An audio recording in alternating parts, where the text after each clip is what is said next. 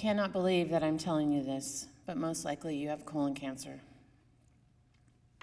Those are the words that I heard from my doctor after I was admitted to the hospital for stomach pain on Wednesday, September 15, 2004.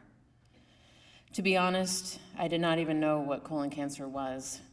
In reality, it was the beginning of my second act, an act full of poop. The next thing that I knew, I was being cleaned out in preparation for a colonoscopy. What's a colonoscopy? I had never heard of it. In fact, when I look back on that time, I am shocked at how much I did not know about what was actually happening to me. Not only was everything moving so fast, but much of it was expressed in terms I had never even heard of before. So lucky me, the colonoscopy could not be fully completed because of the near blockage from the tumor. Surgery was scheduled for the next day. Approximately 8 inches of my colon was removed, and while I was in surgery, the test results came back and confirmed the diagnosis was stage 2 colon cancer.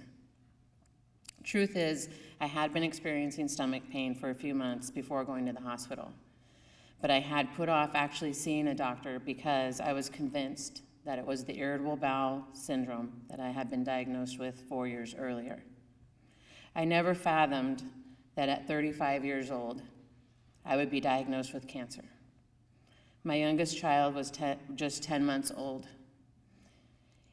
In addition, I was serving as the main caretaker for my mom and my dad. Both were under hospice care, each with an unrelated cancer. I did not have time to take care of myself. That would have been selfish in light of everything else that was going on in my life. Yup, more poop had been dropped on me. 3 days after my resection surgery, I convinced my surgeon to release me from the hospital so I could get home to see my parents one last time. My 36th birthday. I had just undergone a life-saving surgery. It was the best birthday present I could ever have asked for. But I did not receive the same blessing when it came to my mom and dad. My dad passed away the following day from lung cancer, and my mom passed away 3 days later from pancreatic cancer.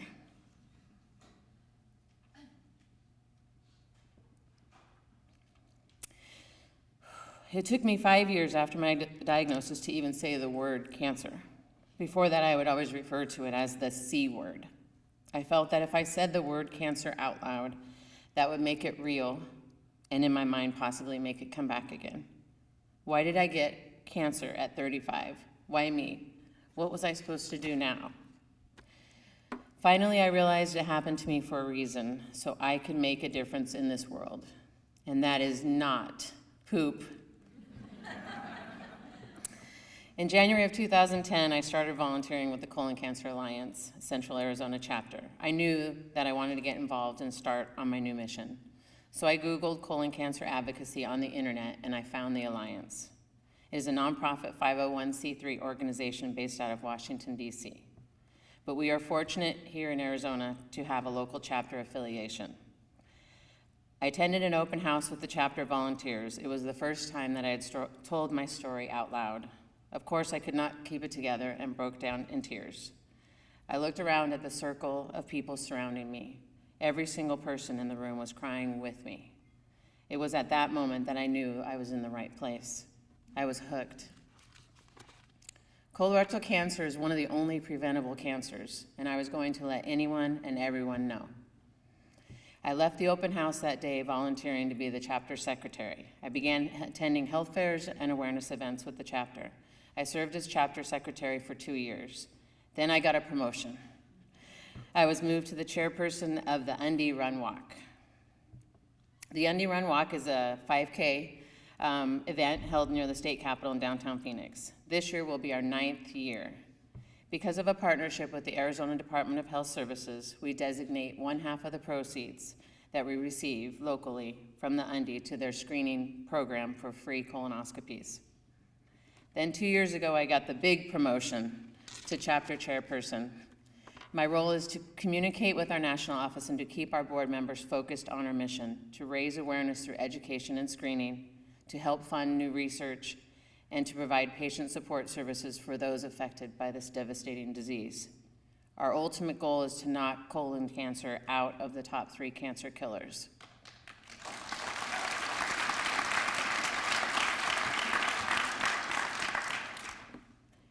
In the past 6 years, I've helped educate the public about what colorectal cancer is, including who is at risk and when screening is recommended. Per government guidelines, screening is not recommended to begin until the age of 50. But the problem is that we are seeing a rapid increase in those diagnosed under the age of 50. So that makes my job that much harder. How do we save our young people? In general, they don't want to talk about their butts, let alone their bowel movements. So how do we get their attention? Enter Nolan the colon. Nolan is a giant inflatable colon that has been traveling with us throughout the state for 4 years. Nolan even has his own Facebook page. I am not making this up. Please like him on Facebook. Fully blown up, Nolan is 12 feet long, 10 feet high, and 10 feet wide. That's a lot of poop. But when people see a giant inflatable colon, they tend to want to check it out.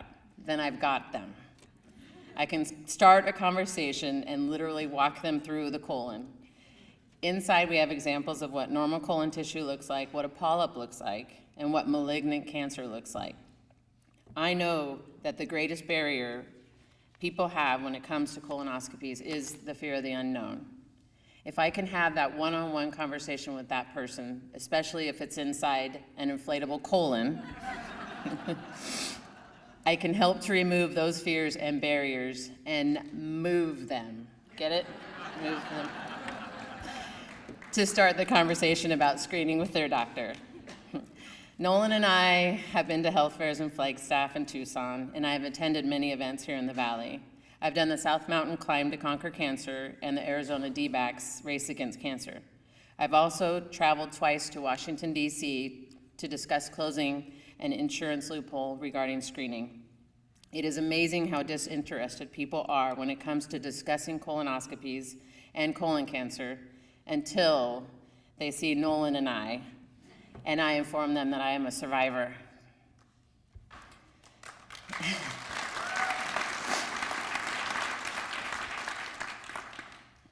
When colon cancer takes the form of a real person, then they're willing to learn more.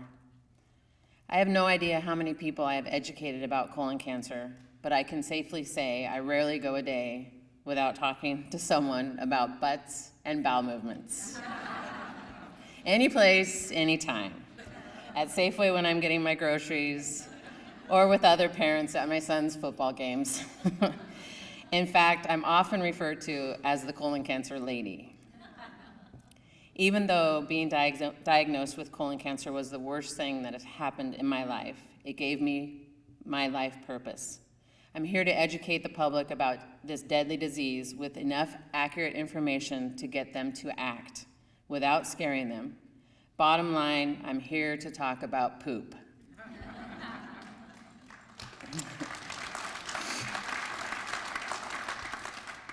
In all seriousness, I know that I was picked for a reason. I can now see what the footprint that I'm going to leave on this earth will look like. What will yours look like?